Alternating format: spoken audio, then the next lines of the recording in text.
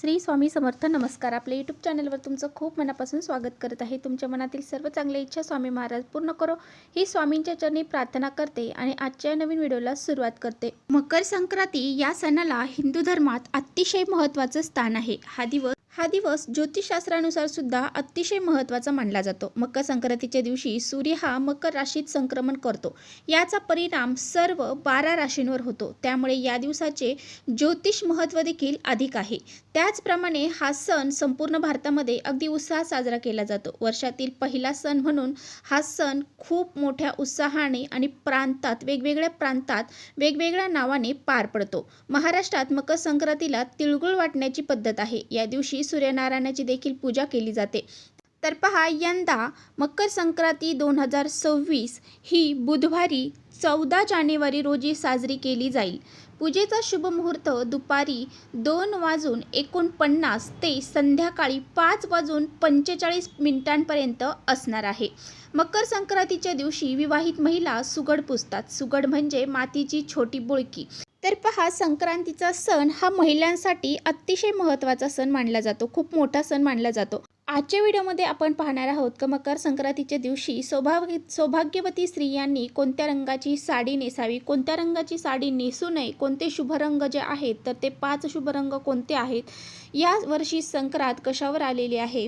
तसेच या दिवशी सौभाग्याचं प्रतीक म्हणून बांगड्या भरतात. तर बांगड्या कोणत्या रंगाच्या भराव्या, कोणत्या रंगाच्या बांगड्या भरू नये, तसेच या संक्रांतीबद्दलची बरीचशी माहिती आजच्या व्हिडिओत मी तुम्हाला देणार आहे. त्यामुळे तुम्ही व्हिडिओ स्किप न करता शेवटपर्यंत नक्की बघा, जेणेकरून तुमच्यापर्यंत योग्य ती माहिती पोहोचेल. आपल्या चॅनलवर नवीन असाल तर चॅनलला सबस्क्राईब करा आणि असेच नवनवीन माहितीपूर्ण व्हिडिओ पाहण्यासाठी बेल आयकॉनला प्रेस करा. म्हणजे मी जेव्हा कधी नवीन व्हिडिओ अपलोड करेन त्याचं नोटिफिकेशन सर्वात अगोदर तुम्हाला भेटेल आणि तुम्ही एकही व्हिडिओ मिस करणार नाही. त्याचबरोबर खाली कमेंट्समध्ये श्री स्वामी समर्थ लिहायला अजिबात विसरू नका. व्हिडिओ माहितीपूर्ण वाटला तर आपल्या मित्रपरिवारांसोबत, आपल्या मैत्रिणींसोबत नक्की शेअर करा. यावर्षी मकर संक्रांत जी आहे तर ती 2026 बुधवार 14 जानेवारी रोजी साजरी करण्यात येणार आहे. पौष महिन्यातील सूर्य हा जेव्हा मकर राशीमध्ये प्रवेश करतो त्यावेळेस हा मकर संक्रांती सण साजरा केला जातो. या दिवसापासून सूर्याचे उत्तरायण चालू होत असते. सूर्य उगवतो पूर्वेकडेच, परंतु उत्तरेकडे झुकलेला असतो आणि संक्रांतीपासूनच वातावरणातील जी थंडी आहे तर ती हळूहळू कमी होत जाते आणि दिवस हा तिळाप्रमाणे वाढायला सुरुवात होतो. कारण मकर संक्रांतीच्या अगोदर दिवस हा लहान असतो आणि रात्र मोठी असते, परंतु मकर संक्रांतीनंतर तिळ हा दिवस वाढत असतो आणि रात्रही छोटी होत असते. तसेच मकर संक्रांतीला स्नान, दान, धर्म, देवांचे दर्शन यांना विशेष महत्त्व दिलं जातं. या दिवशी पवित्र नद्यांमध्ये स्नान करणे खूप पुण्यकारक मानलं जातं. तसेच या दिवशी दान केल्याने सर्व मनोकामना पूर्ण होतात. तसेच मकर संक्रांती हा सण आपल्या नात्यामध्ये गोडवा वाढवण्याचा खूप महत्त्वाचा सण मानला जातो. कारण या दिवशी अनेक जण एकमेकांना तिळगुळ देऊन हा सण उत्साहाने साजरा करतात. आणि मकर संक्रांत हा सण स्त्रियांचा आवडीचा सण आहे. या दिवशी स्त्रिया पूर्ण साज शृंगार करून ओसायला जात असतात आणि त्याचबरोबर हळदी कुंकू देखील करत असतात. हळदी कुंकूला सुद्धा विशेष महत्त्व दिलं जातं. मकर संक्रांतीपासून ते रथसप्तमीपर्यंत हळदी कुंकवाचा कार्यक्रम ह्या स्त्रिया कधीही करत असतात. आणि मकर संक्रांतीला सगळ्यात मोठा प्रश्न पडला जातो तो म्हणजे मकर संक्रांतीला कोणत्या रंगाची साडी नेसावी किंवा कोणत्या रंगाची साडी नेसू नये, कोणत्या रंगाच्या बांगड्या घालाव्यात आणि कोणत्या रंगाच्या बांगड्या घालू नये. तर पहा, आपल्या हिंदू धर्मामध्ये प्रत्येक रंगाचं वेगळं आणि अनन्यसाधारण महत्त्व असं आहे. कारण प्रत्येक रंग हा आपल्या एक ऊर्जा प्रदान करत असतो, वेगवेगळी ऊर्जा प्रदान करत असतो. काही रंग शुभदायी सकारात्मक लहरी प्रदान करत असतात तर काही रंग नकारात्मकता प्रदान करत असतात. तर आपल्या हिंदू धर्मामध्ये असे काही 5 रंग सांगितले जातात की ते शुभ मानले जातात आणि प्रत्येक शुभ कार्यामध्ये, पूजेमध्ये ते रंग प्रदान केले जातात. पहिला रंग जो आहे तो हिरवा रंग. तर हिरवा रंग हा सौभाग्याचं प्रतीक मानलं जातं. हिरवा रंग सौभाग्याचं प्रतीक मानलं जातं कारण हिरव्या रंगाच्या बांगड्या नवरी ही लग्नामध्ये घालत असते. लग्न झाल्यावर देखील हिरव्या रंगाच्या बांगड्या ह्या घातल्या जातात. पतीचं आयुष्य वाढलं जातं, त्यामुळे हिरवा रंग हा अतिशय शुभ मानला जातो. आणि हिरवा रंग निसर्गाशी संबंधित असल्यामुळं हा रंग आपल्याला वेगळीच ऊर्जा प्रदान करत असतो. ताणतणावाच्या प्रसंगी हिरव्यागार झाडाकडे किंवा हिरव्यागार गवताकडे काही वेळ मनसोक्त पाहिल्याने देखील आपलं मन जे आहे तर ते शांत होत जातं आणि आपल्या डोळ्यांना शीतलता प्राप्त होते. म्हणूनच हा रंग अतिशय महत्त्वाचा मानला जातो. तर हिरवा रंग हा अतिशय शुभ मानला जातो. त्यामुळे आपण देवीला साडी नेसवण्यासाठी सुद्धा हिरव्या रंगाची साडी घेत असतो. ब्लाऊज पीससुद्धा हिरव्या रंगाचा घेत असतो आणि बांगड्या घेत असतो. तर अशा पद्धतीने तुम्हाला या दिवशी हिरवा रंग परिधान करणं शक्य असेल तर तुम्ही आवर्जून हिरव्या रंगाची साडी घेऊ शकता. त्याचबरोबर लाल रंग हा देखील खूप मानला जातो. लाल रंग हा सर्वात माता लक्ष्मीला देखील लाल रंग हा अतिशय प्रिय आहे आणि लाल रंग हे तेजाचे प्रतिनिधित्व करते. लाल रंग शौर्य, संघर्ष, उत्तेजन, आयोग, उत्साह, शुभेच्छा, साहस आणि नवीन जीवनाशी संबंधित मानला जातो. आपल्या सौभाग्यातील सर्वात महत्त्वाची गोष्ट म्हणजे कुंकू. ते सुद्धा लाल रंगाचं आहे आणि सौभाग्याचं प्रतीक म्हणून देखील लाल रंग हा ओळखला जातो आणि म्हणूनच लाल रंग हा माता लक्ष्मीला अतिशय प्रिय आहे आणि त्यामुळे आपण कोणत्याही शुभ कार्यामध्ये पाटावरती लाल रंगाचे वस्त्र अंथरत असतो आणि हा रंग अतिशय शुभ मानला जातो. लाल रंग सौभाग्य, उमंग, धैर्य आणि नवीन जीवनाचे प्रतीक मानले जाते आणि शक्य असेल तर तुम्ही लाल रंगाची साडी देखील मकर संक्रांतीला घालू शकता. त्याचबरोबर भगव्या रंगाची साडी म्हणजेच केसरी रंगाची साडी देखील तुम्ही या दिवशी नेसू शकता. कारण भगवा रंग म्हणजे सूर्योदय आणि सूर्यास्ताचा हा रंग आहे. केसरी रंग हा त्याग, ज्ञान, शुद्धता आणि जीवनाचे प्रतीक मानला जातो. छत्रपती शिवाजी महाराज यांच्या ध्वजाचा रंग त्याचबरोबर श्रीकृष्ण, रामकृष्ण आणि अर्जुन यांच्या रथाचे केशरी रंगाचे धोत होते. कारण केशरी रंग हा शौर्य, बलिदान यांचे प्रतीक मानला जातो. तसेच केशरी रंग हा देवी शक्तीचे प्रतिनिधित्व करतो. या रंगातून सकारात्मक ऊर्जा प्राप्त होत असते आणि म्हणूनच केशरी रंगाची साडी तुम्ही या दिवशी घालू शकता. त्याचबरोबर सर्वात महत्त्वाचा आणि सर्व स्त्रियांना आवडणारा रंग म्हणजे गुलाबी रंग. गुलाबी रंग हा प्रत्येक स्त्रीला आवडतो. हा रंग प्रेमाचा रंग मानला जातो आणि आनंदाचं प्रतीक म्हणून देखील हा रंग मानला जातो.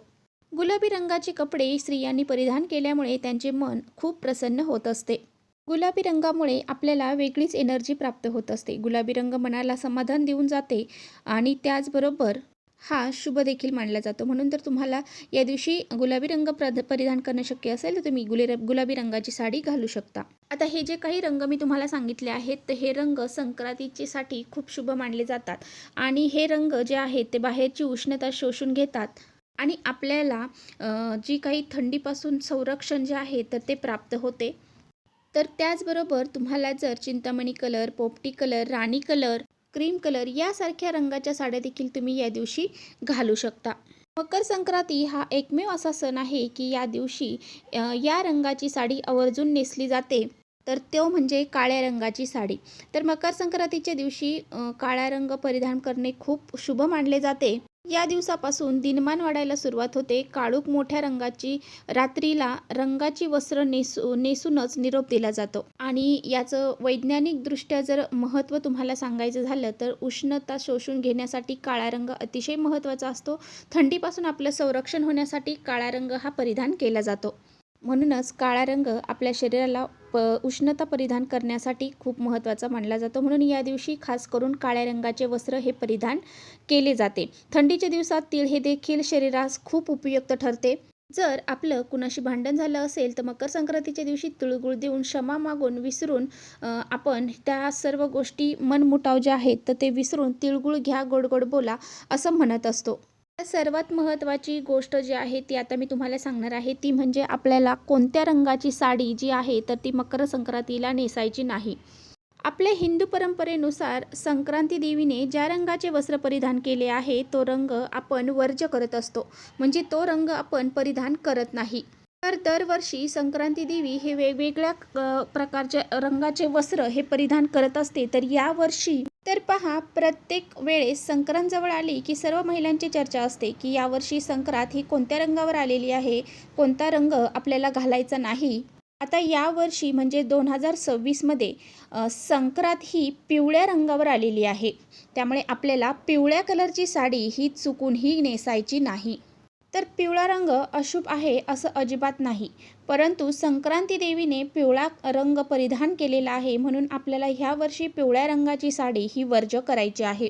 आपल्याला फक्त पिवळे वस्त्र जे आहेत तर ते परिधान करायचं नाही. पिवळ्या बाकीच्या वस्तू ज्या आहेत तर त्या तुम्ही वापरू शकता. म्हणजेच काय की पिवळ्या रंगाची हळद असते, त्याचबरोबर पिवळ्या रंगाचे सोन्याचे दागिने असतात, तर ते तुम्ही वापरू शकता, परंतु वस्त्र जे आहेत ते आपल्याला परिधान करायचं नाही. आता ज्यावेळेस मकर संक्रांत आहे त्यावेळेस बरेच जण आपल्या सुनेला साडी घेऊन जातात, ओवसा देतात, त्यावेळेस पिवळ्या रंगाची साडी चुकूनही आपल्याला द्यायची नाही. तसेच आपल्या घरामध्ये जी लहान मुलं असतात त्यांना सुद्धा तुम्हाला या दिवशी पिवळ्या रंगाची वस्त्र हे घालायची नाहीत, कारण या दिवशी संक्रांतीने पिवळे वस्त्र परिधान केलेले आहे. त्याचबरोबर आपण ज्यावेळेस संक्रांतीला बांगड्या भरतो, तर बांगड्या भरत असताना आपल्याला एका हातामध्ये 10 बांगड्या आणि दुसऱ्या हातामध्ये 11 बांगड्या असं बांगड्या भरायच्या आहेत. अशा पद्धतीनेच बांगड्या ह्या संक्रांतीला भरल्या जातात. एका हातामध्ये एक बांगडी जास्त आपल्याला भरायची असते आणि यावर्षी आपल्याला बांगड्या ह्या काचेच्या भरायच्या आहेत, मेटलच्या चुकूनही नसाव्यात.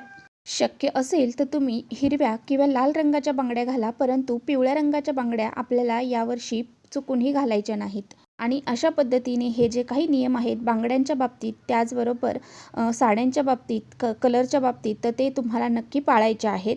तर त्याच पद्धतीने तुम्हाला आवर्जून या मकर संक्रांतीला तयार व्हायचं आहे आणि ह्या ज्या गोष्टी सांगितल्या आहेत तर त्या तुम्हाला टाळायच्या आहेत. असं केल्यामुळे आपल्या जीवनामध्ये कोणत्याही अडीअडचणी येत नाही, आपलं जीवन सुखमय होतं आणि आपल्या घरामध्ये सुख, शांती, समृद्धी आपल्या घराला लाभली जाते. म्हणूनच ह्या काही गोष्टी आहेत तर त्या पाळायच्या आहेत. तर चला इथेच थांबवते माझा व्हिडिओ तुम्हाला थोडा जरी आवडला असेल तर नक्की लाईक करा. चॅनलवर नवीन असाल तर चॅनलला सबस्क्राईब करा. परत भेटूया अशा छानशा व्हिडिओसोबत. तोपर्यंत श्री स्वामी समर्थ.